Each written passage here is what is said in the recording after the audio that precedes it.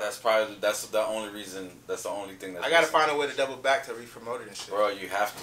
You have to. People be like, oh, that's old, and it's like old to you. No, I'm never one of those people. Okay, like, good. I'm like, hell no, yeah. If I can find ways to sprinkle more promotion around it. I hate when artists do that with good songs. They just be like, nah, that's old. I'm like, yo, you throwing that away? Nah, hell no. You got billions of people in the world. It's just always about finding creative ways to keep it going. You know right. You got to keep it alive, man. So it's like, shit, I might bring it up in this conversation. Hey, you about to bring it? I'm not mad at it. All right, so do you need this closer to me or?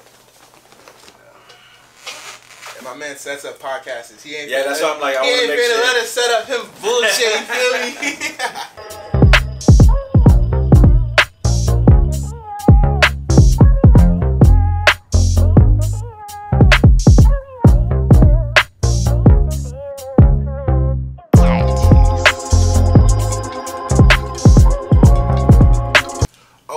Okay, back at it again, man, with another definition of active, bro. We got the legend, you feel me? The one and only SoundVision Films, bro. How you feeling, bro?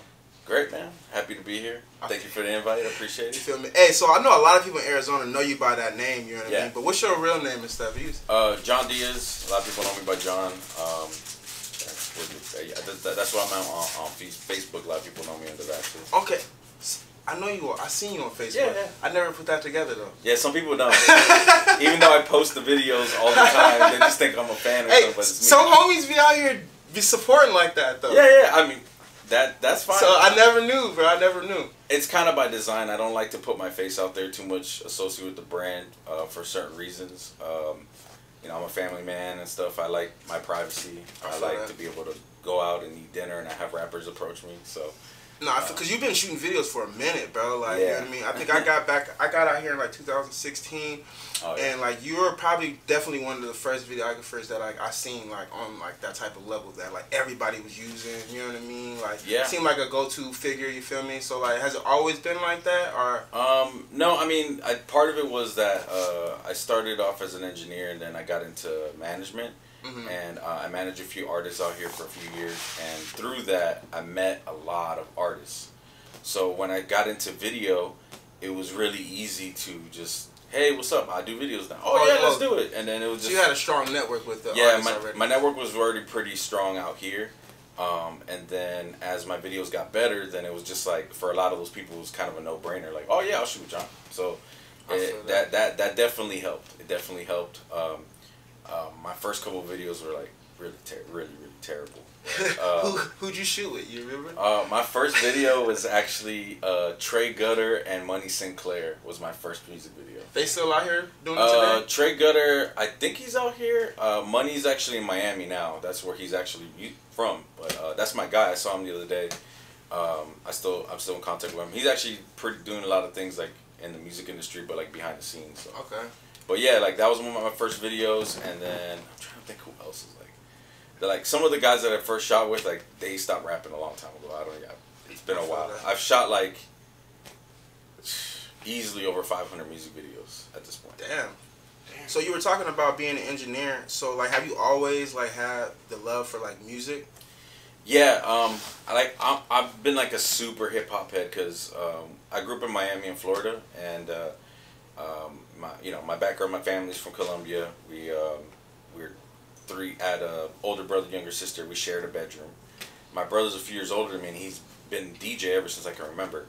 So like back in the vinyl days, no Serato, none of that. So as a little kid, like one of my first memories is like playing with like Hot Wheels cars on an NWA vinyl. Like no Uncle Luke. Oh, of course, like that's Miami. That's all booty-based music. Like one of my first middle school dances was all like, it was all like 2 Live Crew songs and stuff. Middle school? Yeah. Hey, Miami middle school gotta be crazy. Lit, bro. It was crazy. I grew up in Hialeah. Hialeah is like a very predominantly Hispanic part of Miami. How far is that from the beach and stuff? Like 30, 40 minutes. Bro, I went to the Miami Beach just recently, you feel me? And I had to get a haircut. and I went to this one barbershop. It was all Cubans in there. They gave me the best service ever. Bro, it was like, best Papi, haircut. come here. You know what I mean? They put the wet towel on my face, bro. They gave me some rum, bro. It was lit. I was like, what the hell? Yeah, man. I was like, y'all gotta step it up. I came back. You'll get a clean haircut. Yeah, stupid clean. Because the standards for haircuts out there are very, very high. And they would clown the hell out of you in school if you got a bad haircut. Man, fade was clean, bro. Yeah. Like, I swear, bro. The level of the fade, like, shit lasts for like 3 weeks. Yeah. I got back, bro. I swear, bro. Like, I swear to you. Yeah, if in my school, if you, let's say your fade was weak, like you could kind of see the line, and you walk into the lunchroom, you just hear, soup bowl, soup bowl. They would call it from across the room, and it would go on for until you either got a new haircut or your hair grew in. So it was like a big thing that you had to go to like a legit barber. No, that makes sense. Otherwise, you're like your school life is ruined. Like everyone got bullied. Like the bully out there was like super crazy. Nah, it was crazy too, cause like the dude that cut my hair, it's like I never would have thought he was the barber. Like, cause I walked to the little spot. You feel me? He was outside smoking a cigarette. And feel me? I came in there. I was like, oh yeah, I need a cut. You feel me? He walked in after smoking a cigarette. I was like, I got you, Papi. Come here. Yeah. I was like, you, bro. Bro, but the nigga killed it, bro. He killed it. I got some crazy stories from one time I got my hair cut in this place in Miami Lakes, which is like right by Carroll City. That's like where like Rick Ross is from. So there's a high school there that like everyone goes. Matter of fact, Rick Ross actually owns the Checkers in that parking lot of this place. It's called Fade Masters in Miami, and the guy who was cutting my hair happened to be my cousin's neighbor, so I knew him. So I sat down with him. He was cutting my hair. He left me like he was in the like straight up in the middle of my haircut, and some dude came in because he sold them some shitty coke. Oh shit! And the dude came in and was like, "Yo, outside." This dude went outside, had a full on scrap in front of the window. I watched the whole thing. He fought him. He got his nose busted. Came back inside and finished my fade like nothing. He's like, he just continued the conversation. So yeah, what was going on? I was like, yo, you just had a straight up fight. I was like 12 years old. I was like, this is crazy. That's some real Miami shit right Miami's there. Only crazy, man. Only in these Miami streets, man. Only in the Miami streets. Bro. That's why I attribute a lot to like, I guess my hustle, my resilience from Miami, because I saw a lot of crazy things coming up. So when I came out here, things to me seemed easy. I've kind of always kept that attitude about things, you know. Are you a Heat fan? Yeah, I was really a Bulls fan growing up because I was actually born in Chicago. Oh shit! So I grew up during the Bulls era. I actually saw Michael Jordan play twice in person. Damn, for real? Yeah. Which one? What game? It was just like a regular season game with the Heat. I saw him play twice. One it was like he was playing with Rodman and Pippen was injured and he was in there, and then the other game, this is like pre Rodman era. So this is like probably he had just come out of retirement too. So, that's hard, bro. Yeah, I got to see him play, and that's hard. Shout out to my dad, because my dad, he got tickets from shout out your dad. Co-worker or something, and he gave them to me and my brother. He's like, yo, go, y'all go. Damn, so, man, you guys are legend. Yeah, he hooked me up, and then funny story is I moved here to Phoenix, right? And Jordan was on the Wizards, and I was like 15, 16 years old, and I got a job. I saved up my money. I went to Ticketmaster, and I bought tickets the day they went on sale to go see Jordan on the Wizards versus the Suns, and I took my dad. That had to be a boring ass game, bro. Check this out, right? The day before, I was like, damn. There was reports on ESPN that Jordan was gonna play because his knees were getting full of fluid. He was having to drain his knees before the game, right?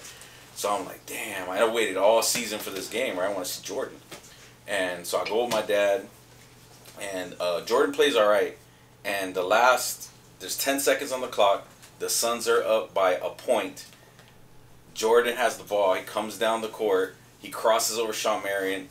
Game winner, top of the key. Oh, the arena fucking explodes. Everyone's like, so people were like, boring ass game. Nah, I mean, it was alright, but it was like, we got a Jordan moment. Yeah, at least you got a Jordan moment. Yeah, so like, yeah. That's lit, bro. That's hella lit. But yeah, I like the Heat too. I saw a lot of Heat games. Are you going for the Heat right now? They got a good chance. I'm kind of like, I've become more of a Suns fan since living here.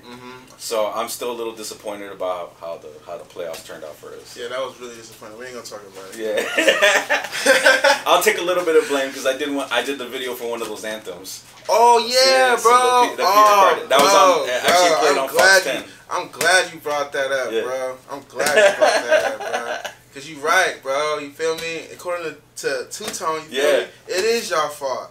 Y'all jinxed it, bro. I feel. Hold on, but I feel a lot better because the night before, who was the dude that dropped that video that's not even a Suns fan? He's like a Milwaukee Bucks fan. Oh, Devo Lottie. Yeah. Shout out Devo Lottie. When I found that out, that came out the day before, I was just like, all right, I feel a lot better because at least we're real Suns fans and we did that. Yeah, Devo Lottie, you're not even a real fan. That shit was hilarious. When Two-Tone exposed him, I was like, all right, I don't take blame for that no more. Riley too. Riley, you on there? Yeah. I don't know those guys. There's a couple guys on there. You know what I mean? The video looked dope. I'll give them that. But I was just like, damn, y'all like Lakers and Milwaukee Bucks fans doing the Suns anthem. Yeah, nah. Who was the guy that you did the Suns anthem for? Pierre Cardin. Okay, yeah, I see that. Yeah, so we did one last year too, and they premiered it on Fox 10 News. And shit! And then this year too, it premiered on Fox 10 News again too. Damn, so that's hard, that bro. Cool. That's hard. So it already was on the Fox 10 News already. Yeah, it aired after whatever the last game was. Not in the Dallas series, whatever that previous series was. I forgot. Pelicans. Pelicans, yes. That last game, that Sunday they aired it right after the game. That's dope. That's dope. So like, how does your family feel when they be seeing like your videos like on like TV and shit like that? It's crazy. Like they're very supportive and we have the family group chat. I'll throw it in there. They're like they'll give me they'll give me my congratulations and stuff. But I've just kind of learned, like, I've just done so many videos at this point that I kind of don't. I don't know, maybe it's a bad thing, but I don't necessarily celebrate the W's that much. I just kind of be like, cool, that was supposed to happen. And then I move on to the next project. I feel that. Because I kind of like definitely am that certain way too. I kind of do that too. I catch myself always just like treating shit like it's little and shit. But this is like kind of the things that we pray for, you feel me? It's like, yeah, like there's a lot of things that have happened, like doing music videos that, like, looking back, I'll be like, damn, that was dope. Like, I can't believe that happened. But yeah, nah. But then also I'm like, my aspirations are much higher than that. So then I'll be like, no, that was supposed to happen. That was just the next step. Yeah. And then I'll just move to the next thing, because you never really know what song, what video, what opportunity, what relationship is going to be the next big thing. So I don't ever, not saying I take it for granted, but I don't make it too much of a big thing on my mind, because I've also been disappointed time and after again. So I just kind of just keep it moving. I'm like, something will happen when it happens, and I'll celebrate then. So like you seem to have like a good like return rate with the people that you do that you work with. You know what I mean? Like the people that you work with, you got like tons of work with them. And stuff, yeah. You know what I mean? Like yeah. So like, does that always just happen because like the relationship you have with these artists, or like how does that come about? There's some guys that you work with once and then you never work with again. I do have a good return rate. I think the reason is I like to offer a lot of value. So for me, it's not just a music video. It's, I'm gonna talk to you about how to release it. I'm gonna give you information on like what labels are looking for, what you should be or shouldn't be doing. I'll be very honest about songs. I'll say, hey, but I'm not rude about it. So like if I never take my personal opinion into a song, right? Because there's songs that are huge hits that I don't like. Does it mean it's a bad song? Absolutely not. No. Right? So I'll just say, I'll give them like good criticism, like, hey, I see where you're going with this, but it sounds like you're lacking a little bit of confidence. I think if you re-recorded this like once or twice, like you'll sound more confident and the song will sound better. Or maybe you need to double the hook so the hook sounds stronger. And that's beautiful, bro, because there's too many yes men around. Oh yeah, I'm definitely not that. Not at all. He said, let's make that no, good. I've just been doing it for such a long time. It's like I don't want to do the person a disservice. Nah, and that's exactly what it is, bro. You being a bad friend, bro. If you being a yes man, all you yes men out there, y'all bad friends. Don't do that. You're setting your friend up for failure. For real, bro. And they'll be like, most of the time the artist will be very appreciative. They'll be like, damn, my friends didn't tell me that. Like, thank you for telling me that. I appreciate that. So facts. I think that's part of the reason. And then also, I don't like, I like to get down to business right away. There's people show up to set and just bullshit, and then they'll kind of shoot or whatever, and the video's like, okay. I'm like, all right, my goal is I'm trying to get the video done under 4 hours. It shouldn't take longer than that. If it's taking longer than that, you're bullshitting, you're overshooting, you're not getting to the point of where you're trying to get. So I'm saving them time, saving myself time, so you get a quality product while also doing it with good intention. Like, we're here to work. Are there like some projects that you just won't like do, like people that you just won't work with songs wise? Yeah. Sometimes sometimes the song is just like that bad that I'm just like, I just can't see myself hearing this song a million times. See, I like that. I like when somebody be like, send me the record. You know what I mean? Before I even decide. Like. Yeah, I'll tell them my price or whatever. I'll let them send me the record, and then we'll kind of have a conversation from there. Then there's just some people that I just know they're gonna be a headache. And what do you mean? Like, what's a red flag? What's a red flag for a headache? A red flag is just inviting a bunch of people for no reason to the shoot. Red flags will be like, oh, I just recorded the song yesterday. Let's shoot tomorrow. Oh yeah, I feel you. That's a big problem. I feel just that. like a lack of them caring for themselves, where they're really quick to just they're looking for the quick clout, the quick video. Yeah. And they're not really caring about the craft of it or their career or their music. It definitely becomes easy to identify after it's... Oh, yeah, 100%. You see it from a mile away. Yeah, no. And so usually I don't just be like, oh, I don't want to work with you because of this. I'll just be like, just tell them I'm booked or I can't do it or whatever. And then, sometimes it causes, some of them will understand and then they'll come back and they'll be like, look, I worked on this, and they'll kind of come back with more effort. And then you'll be like, all right, let's do it now. So, and that's like not necessarily like a knock to the person. A lot of these people are young. Yeah. They haven't done this before. They don't know what they're doing. It's understandable. So a lot of times I'll say, hey, you need to research a little bit more how this is done, and then come back, and then we'll do it the right way. So that way I can give you your money's worth. I never ever want anybody to walk away from a shoot with me and feel like they got ripped off. No, that's I want people to be like, yeah, I got what I wanted. It came out dope. I like it. I love the video. Let's do another one. And I think that's why people will come back. Yeah, no, like exactly. Like you work with like a lot of people a lot. Like somebody like Deli every day. You know what I mean? Like Deli's my guy. He's actually, I consider him a very close friend.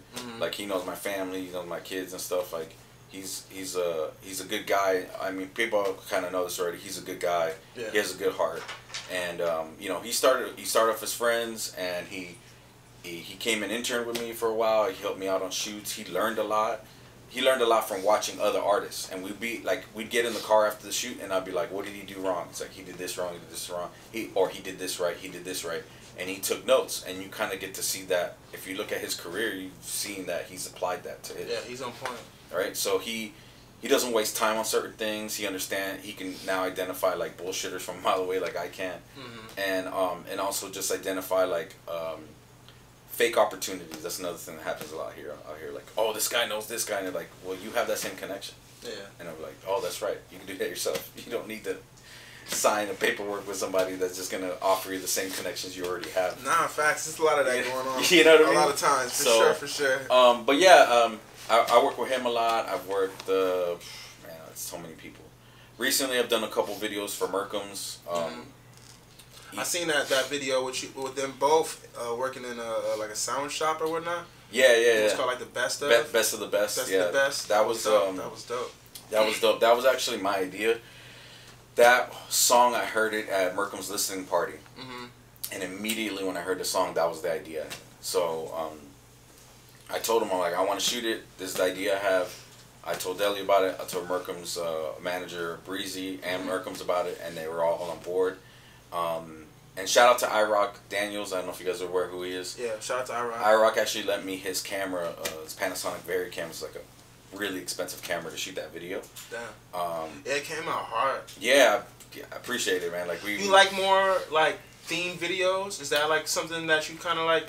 I like everything. I like the pop outs. I like the one takes. I like everything. I just think for me it's just like the artists. Right? If I like the artists, I like their vibe. They're fun. They're easy to work with.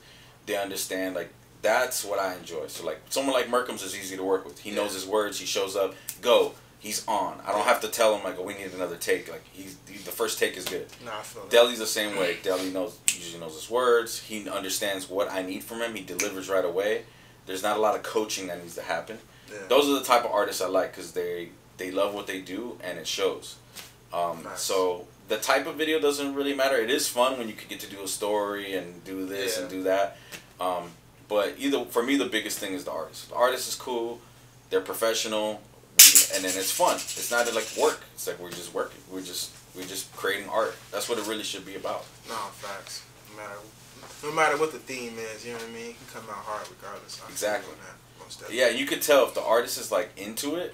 Like the audience can tell immediately. Facts, bro. Facts. Immediately, and that's what I tell the artists too. Is like when they look nervous or they don't know their words. Yeah, yeah, loosen up. Like if you don't know your words, then you're nervous, and then that translates to camera. Facts. You know what I mean? Because you're like, and they try to do this whole putting the hands in front of the face thing, and all that. I've seen that done plenty of times too. Yeah, it's funny, but like that's just I try to just yeah, I like to perform definitely when I'm rapping out my stuff. You know what I mean? Yeah, you do. I've seen your videos. You do a good job. I would definitely put you in a category of that type of artist. Is like you can tell you care about your music and your videos. Fun with it for sure. Yeah, and you're having a good time.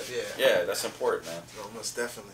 So like you were talking about like managing and stuff. Like, so you used to manage artists too? Yeah, I helped manage artist named Khalik. He used to go by Ocean, and I managed this a group called Soul Providers. It was a good friend of mine from high school. Okay. And I went to school for audio engineering, so I recorded some of their mixtapes and helped manage them, and we got to some pretty dope places, like just from the local connections here. Mm-hmm. And then I just did I did a music video just for just to play around with a flip camera, just like those old Zoom cameras. Shit. I got one of those. I bought one of those just for like the heck of it, and I shot a video for my homie. And a good friend of mine, Carnegie, he passed. Rest in peace. He passed away a few years ago. Rest in peace. He encouraged me. He's like, "Yo, you need to do that. That's gonna be the future." This is before DSLRs could actually do video. Damn. So this is way before this. Like the 5D Mark II, which is the camera that revolutionized DSLRs and allows you to do video, came out. That's what I started on, and so I came right at the very beginning of like this revolution of being able to shoot on low budget cameras, because before that you would have to go rent some sort of a Panasonic or Sony camera that was like $20,000-$50,000. Like video production is very, very expensive. Hell yeah. So right when I started getting to video, I bought Canon T2i. That's my first like real camera I bought, and I shot like 100-200 videos on that. Sheesh. And I just did that, and I did most of those for free or for like nothing. Those still up? Huh? I said those still up? Yeah, they're under a different moniker. They're under 85 Fresh Films. Okay. And my biggest video I did on that camera was I did a video for EBAT. You guys know who EBAT is? Yeah. Yeah. See, people don't know because they don't know the. Which one did you do for EBAT? I did First Time. That was like his biggest video. I did that one. I did Regulators, the one that he rapped over the Regulators beat. Yeah. And I did this other video, and I got one video actually that I did a few years ago, and it never dropped. I still have it. EBAT's a nut. That's like one of my good friends. Yeah, me and him did some good work. I really believed in him as an artist at that time, and he made some major moves. He's the shit, man. He got some talent for sure. Yeah, he's very talented. I haven't heard from him in a minute though, but yeah. I'm gonna call him after this for sure. Yeah, ask him about me. He remembers. We shot we did a bunch of shit with him. So did you shoot that sunset video too? No. He's always playing that shit. Nah. He's a nut. No, I think the First Time video was like one of this is how crazy this shit is. He did a video first. I think it's his first video, one of them, with Jacob Owens. Oh when Jacob Owens was still in college. Damn. And then I shot the next video I did that he did was First Time, and I shot that video. Crazy. So it's like it's crazy like the time has passed. Like early Arizona shit. Yeah. So how do you? So you being like so deep in the whole scene, bro. Yeah. Like, how do you feel the drastic change of like the scene is now and shit? Like, how do you feel about it? Cause you've seen a lot. Yeah, I've seen like the kind of the evolution and the different generations that've kind of gone on, exactly. and like there's people who have from previous generations have stayed on, and people have fallen off, people have risen and fallen. I've seen like kind of all the waves. Things are like way better. Yeah, way better. Just like everybody's learning. Yeah, I mean, I remember the time that you couldn't play hip hop in Scottsdale. Period. Yeah. You could, you know what I mean? They didn't even let anybody into the clubs in Scottsdale at all. Damn. You know what I mean? So now you have clubs, straight up hip hop clubs in Scottsdale that allow local artists to play their music, that allow them to perform. There was in Tempe, there was only one event place that you can perform hip hop. That was Big Fish Pub, and now there's like all these other places that will allow you to perform. Respect the Underground didn't exist at that time. Now they do a bunch of shows. They had their big the festivals and all that stuff. Like huge. None of that existed. Yeah. Like you really had not a lot of like choices to be outlets. So I think it's like, in my opinion, like the red carpet is super laid out for an artist nowadays. Yeah. Especially here in Arizona. If you came out tomorrow, like brand new artist, you had a hot record, you put out a few videos, you'll be hot. Facts. It's not that hard. It's just like that though. I swear, bro. Yeah. I swear it's a new artist every day because it's like it's even right now still. Yeah, it's wide open out. Wide open. Like when people were like say, oh, this favoritism and all that, those are just people who are just lazy. Yeah, you gotta step your game up. I've seen guys that like 2-3 videos. They put out clean videos. They go out do a few shows and they're bubbling. And and then some of them are just like, you let that die down, and then they get bitter. And it's just work ethic, man. If you just put the work in, like people will give you your flowers out here. It's not that hard. And I've traveled the country and I've shot in other cities, and I've told them about the way things are set up out here, and they're like, bro, out here we gotta pay for every single slot and show, and there's no radios and there's no this. We have everything. We have podcasts. It's like, yo, it's crazy. It's so set up for you out here. It's like the only excuse is just lack of work ethic. That's it. Nah, facts. I can contest to that. I definitely came out here and hit the ground running. Yeah. Perfect example. You're not even from here, right? Nah. You know what I'm saying? Like, I remember when you came out here. I saw a bunch of, like I told you, I saw your Loud video. Loud, you feel me? And then I seen check that out. Yeah, that's a great. That's a great record. I love that record. And you like it was like you showed up and it was like you had always been here. Yeah, not facts. Right? Some people think I've been out here my whole life. It's not that hard. And for some reason people just really make it seem like it is, but then their answer, oh, I'm just gonna go to LA, and then they go to LA and they see what it's really like. It's crazy. It's super hard out there. You gotta have a little leverage before you go to LA. Yeah, you have to. And when they gonna ask you like, who are you in your hometown? Exactly. And not only that, but like LA's expensive. Like if you go to LA, stupid expensive. Housing's expensive, studio time's expensive, music video production's expensive. Facts. So if you go out there and think that you're gonna pay damn near triple than what you pay out here, and all of a sudden you're gonna pop out there, you're sadly mistaken. Facts. Man. You need to create your art. Resources first. Use the resources here. Create your art. Create a buzz. Go out there with a catalog, then network. Come back. So back and forth, back and forth, back and forth. That's what I did with Deli. Like me and Deli have gone on LA trips like 30 times. Got it, man. We're going to Compton, we went to Inglewood, Hollywood. We went everywhere. We shot videos with all kinds of artists, and it's right now. It's like nonstop. Yeah, it's nonstop. But that's what you're supposed to be doing, and it's not a hard thing. That's what you should want to do. It's fun. You know what I mean? Like that's one thing people forget. This shit is fun. It's part of the journey. Yeah, I have a great time. I get to go travel. I've like I was telling you before, my brother was a DJ, so I grew up around hip hop my whole life. Like by the time I was in middle school, I didn't know it, but I knew Illmatic front to back. I knew all the Gangstar's Cadillac front to back. I just thought that was normal. Yeah. And I knew all that shit. My brother would take me to the record stores on the weekends and be like, "Hey, we're gonna pull up the Wu-Tang album, and we're gonna dig for every single sample, and we're gonna find it and play it and mix them." That's what I did like as a 9-year-old. Damn. Fool. So I have like a crazy catalog of like samples. I know like I can tell you who produced the song just by listening to it for a few seconds. That shit ain't normal, fool. I really love hip hop. I really do. And like probably one of the happiest days of my life was I went to the Bronx and I shot a rap video. Damn. And I have goosebumps.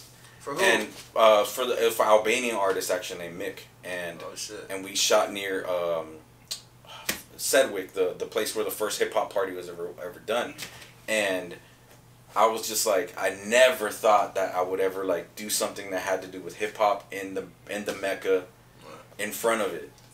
You know what I mean? So like for me, it's like, what gets me going every morning is knowing that no matter how small or incremental, that I'm putting a tiny stamp in like the history book of hip hop, to me is a big deal. Yeah. And I take that very seriously. Yeah, your passion be taking you places. Yeah, so like I've been everywhere. I've shot videos in Atlanta, in Oakland, L.A., New York, several parts of New York. I've shot in Miami. That was another thing. I got hired to film a bunch of music videos in Miami. Got paid, flown to my home city, and shot a video there, and got paid to do it. Yeah. You know, like, and I was so into it. The artist that hired me, he rented a Airbnb inside of the W Hotel in Miami, and I was just chilling, right? And then, you know, he was smoking on the balcony and stuff, and he's like, you made it.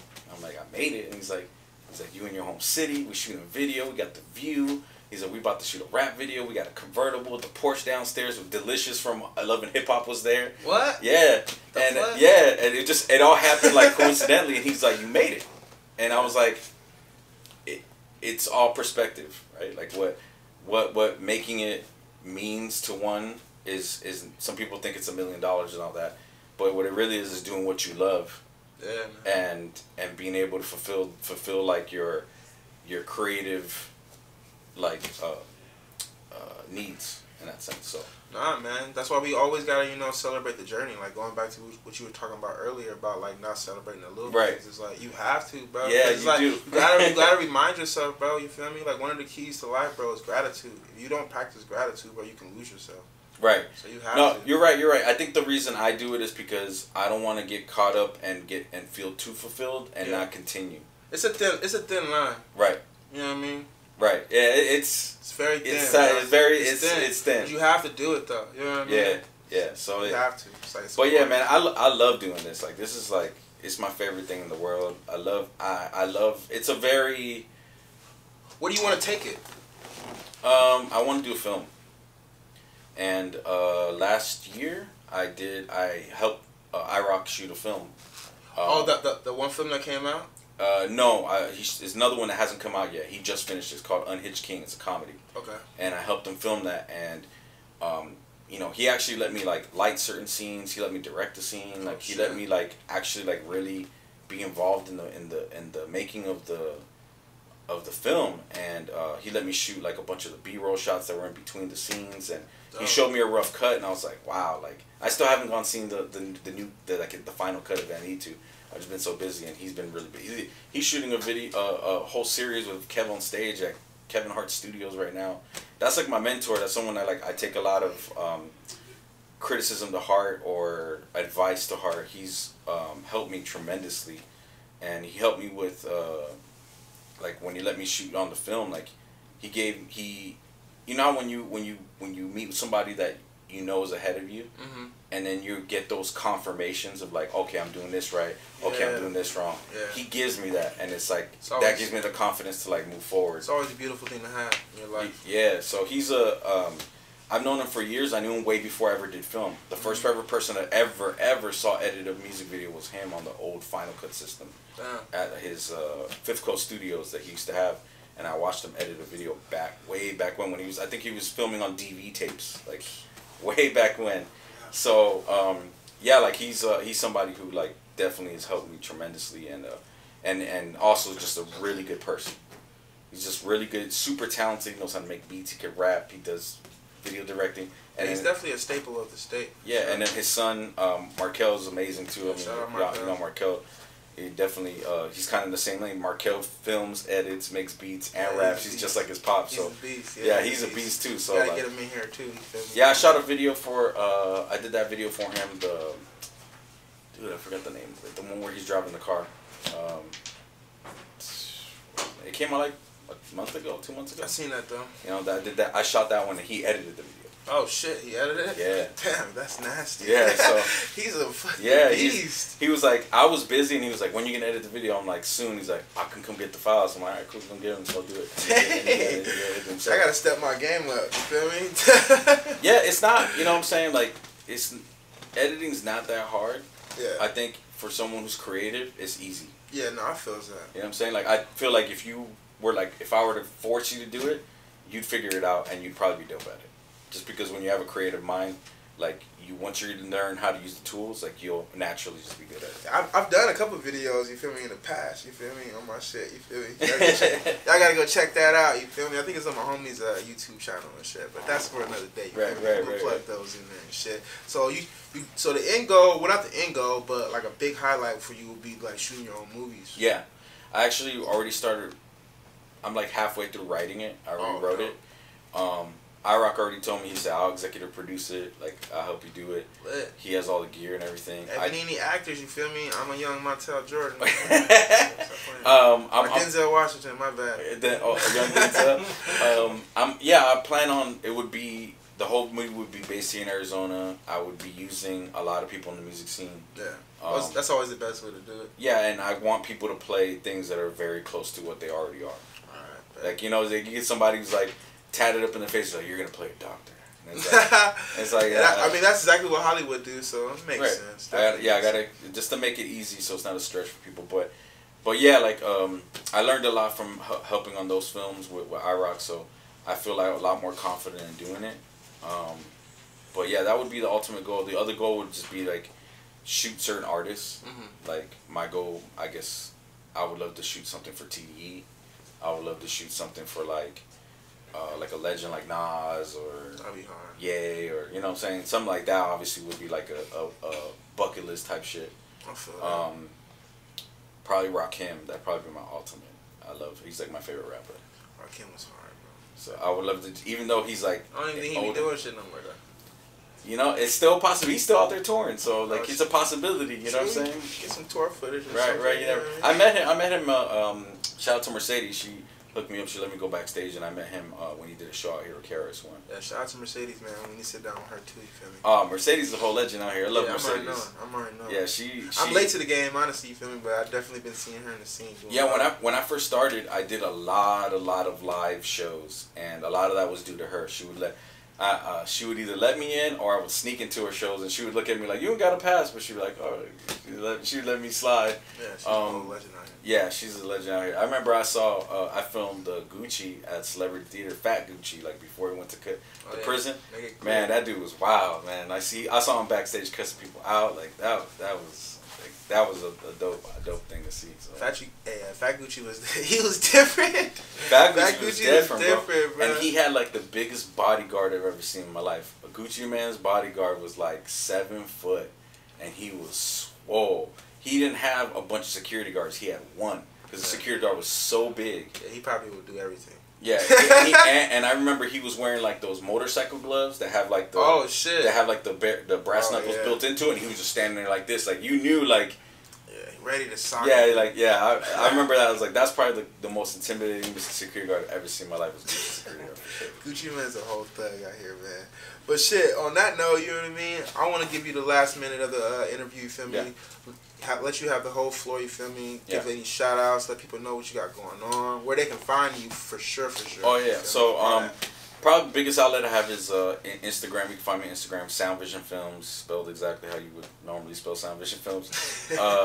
Coming up, I have a lot of videos constantly coming out, but I think I have some with Merkham's coming out like tomorrow. Oh shit. I just dropped 2 videos today, one with Tyreek and one with J. Crow, where we shot at Matty Ice Studios. You'll probably continue to see a lot of more visuals from Deli and me. That's somebody I always collaborate with like consistently. And yeah, just find me on there. I'm just gonna constantly keep creating. That's all I'm here for. Yeah, bro, keep on killing it, man, and keep on delivering a beautiful service to all these artists out here, man. You're doing a tremendous job at that shit, bro. For real. I appreciate it, man, and I appreciate everybody like trusting me with their art, because I know that that's like a sacred thing for people, and I'm just happy to be part of that, you know. For real. Well, hey, man, that's a good way to exit out of here, man. We out of here with another definition of active, you feel me? We got SoundVision over here, you feel me? Big Ben Fly, you feel me? Every Tuesday, you already know, tune in, 7 p.m. We live, reviewing your music, you already know. DJ Goth and a special guest. You never know who's going to be, so make sure you tune in to send that music. We out of here. Bye.